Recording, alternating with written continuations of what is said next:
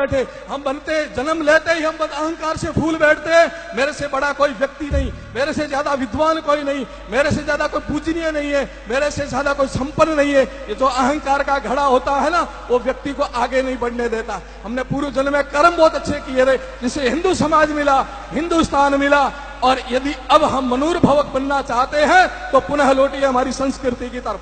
आइए ऋषियों के चरणों में, आइए शास्त्रों के पास में, और आपको मनुष्य बना करके आपकी जीवन की यात्रा को आगे शुरू करेंगे। बस आज जो झगड़ा है मनुष्य का, वो केवल मात्र इस बात है कि हम मनुष्य बनना नहीं चाहते। हम लखपति बनना चाहते हैं, करोड़पति बनना चाहते हैं, हम नेता बनना चाहते हैं, हम अभिनेता बनना चाहते हैं, परंतु हम मनुष्य बनना नहीं चाहते। मनुष्य वो बनता है जिसके जीवन में त्याग हो। मनुष्य वो बनता है जो सेवा करके सर्वोपरि अपने को मानता है। मैं 4 कोटेशन आपको कहना चाहता हूं।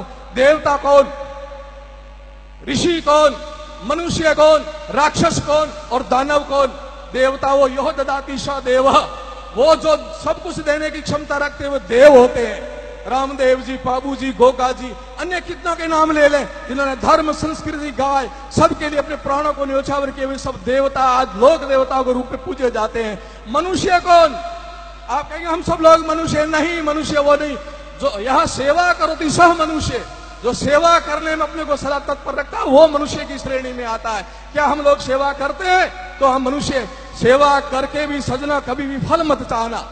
मैं ये कर रहा हूं, इसका मुझे फल मिल जाए, लोग मुझे पूछे, मेरा नाम रोशन हो जाए, पत्थरों में लिखा जाए, जगह जगह मुझे उच्चारित किया जाए, मेरे 3-3 पीढ़ियों के मैं नाम लिखा दूं। सेवा, ये सेवा नहीं होती है। सेवा के पीछे आप फल की इच्छा मत रखना, तो वो सेवा आपको बहुत बड़ा फल देगी। और सेवा करके यदि आप कुछ फल की चाह ना रखो तो वो सेवा सौदे में बदल जाएगी, वो सेवा सेवा नहीं रहेगी। तो मनुष्य बनना है तो सेवा करो। अब 2 श्रेणियां हमारी रही है, वो एक दानव और राक्षस। वो आज विश्व में सबसे ज्यादा है। कौन सी? दानव, यानी शोषण करने की जो प्रेरणा।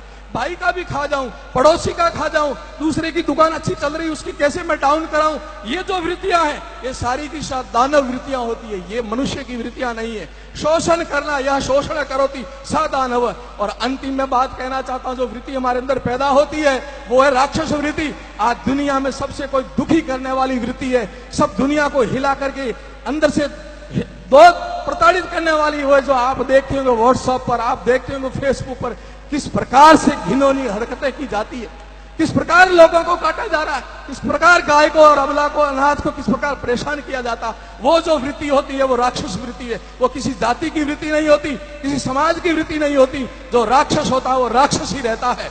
और आज हम सब लोग दुनिया में इन राक्षसों से परेशान हो गया।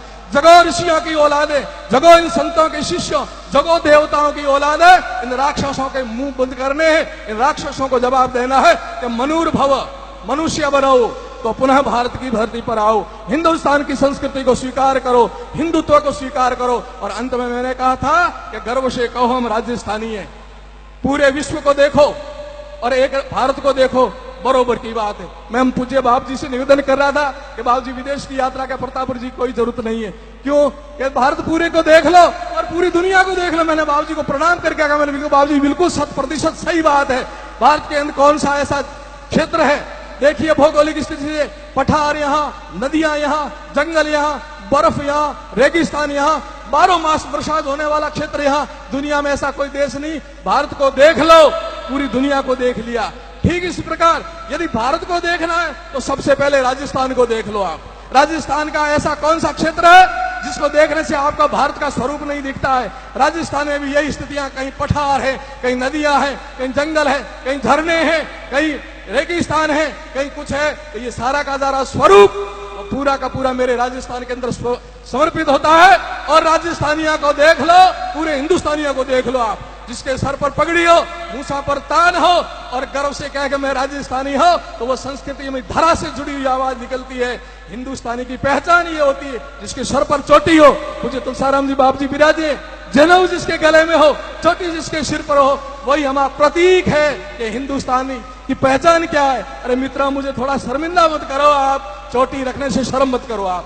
चोटी आपके पुरखों ने बड़ी मेहनत से पाई थी, क्या मेहनत की उन्होंने दुनिया को दिशा दी, दुनिया को रास्ता बताया कि मनुष्य बनना तो ऐसे जाओ। तो पूरे दुनिया के सभी संत कहो या फिलोसोफर कहो, उन्होंने कहा दुनिया में यदि सर्वश्रेष्ठ कोई धर्म है और सर्वश्रेष्ठ कोई समाज है तो हिंदू समाज है। इसको तगमा कौन सा दिया जाए, इसको कौन सा पदक दिया जाए, क्या भारत रत्न दिया जाए, परमवीर चक्र दिया जाए? तब सभी मनुष्यों ने कहा नहीं, इनको ऐसा पदक दिया जाओ सबसे ऊंचा, यानी चोटी दी जाए, सबसे ऊपर हिंदू संस्कृति को बैठाया जाए, यानी सर पर चोटी, यानी सबसे ऊपर है। इतनी परिश्रम करके ली हुई है चोटी, इतना बड़ा तगमा लिया हुआ, और हम यूं ही कटाते जा रहे, फैशनेबल बने जा रहे। नहीं, फैशन तो चोटी रखने में अपना वो पूर्वजों की दी हुई चीज, चोटी गर्व से रखो, जनेऊ गर्व से धारण करो, तिलक गर्व से लगाओ, घर में पवित्रता बनाए रखो। और अंततः मैं कहना चाहता हूं कि यदि मनुष्य बने रहना है और केवल मात्र अपने को बचना है तो एकमात्र बात है, खुद पर गर्व करो, अपनी संस्कृति पर गर्व करो और अपने बच्चों को उस रास्ते पर चलाओ। आप सब गृहस्थी हो, आपका धन मैं नहीं आंकूंगा, आप कितने बैंकों में पैसे लेके बैठे हो, आपकी कितनी अच्छी गाड़ियां मैं नहीं आंकूंगा, ये संत भी नहीं आंकेंगे कि आप कितने धनवान हो। संत और हम सब एक ही बात कहेंगे, आपके पूत सपूत हो तो आप धनवान हो, और पूत कपूत हो तो अरबपति होते हुए अब कंगाल हो आप। इसलिए आप सबसे ज्यादा कोई ध्यान देना चाहते हो, माताओं बहनों युवाओं को सबसे कहना है, मेरा यही है, संतों का भी यही निवेदन है कि आप किसी भी कोने में रहो दुनिया के, कैसे भी भरकस प्रयास करो, परंतु अपनी संतति और अपने संस्कारों को ऐसे मजबूती से पकड़े रहो कि आने वाली पीढ़ियां आपके समाज को, आपके गुरुओं को और आपके धर्म को भूले नहीं। बस इतना ही कहना चाहता हूं। बाकी आपकी जो तपस्या, लग्न, आपकी निष्ठा और मेहनत देकर के हम सब लोग गदगद हैं। कहाँ राजस्थानी भाषा और कहाँ या मलयालम भाषा, कितनी उठपटी ज्यादा, और आप इतने फर्राटेबन बोल रहे हो, ये गजब कर दिया आपने। कहां से कहां आकर के कितनी मेहनत की। पुनः आपको बहुत बहुत बधाई देता हूं, मातृशक्ति को प्रणाम, संतों के चरणों में वंदन करते हुए मैं बहुत बहुत आशीर्वाद लेना चाहता हूं कि हमारा समाज, हिंदू समाज, हिंदुस्तान और ये राजस्थान ऐसे ही उन्नति करता रहे। बोलिए भारत माता की, सनातन धर्म की, गौ माता की, अनंत कोटि संत महात्माओं की बहुत बहुत शुभकामना, बहुत बहुत धन्यवाद।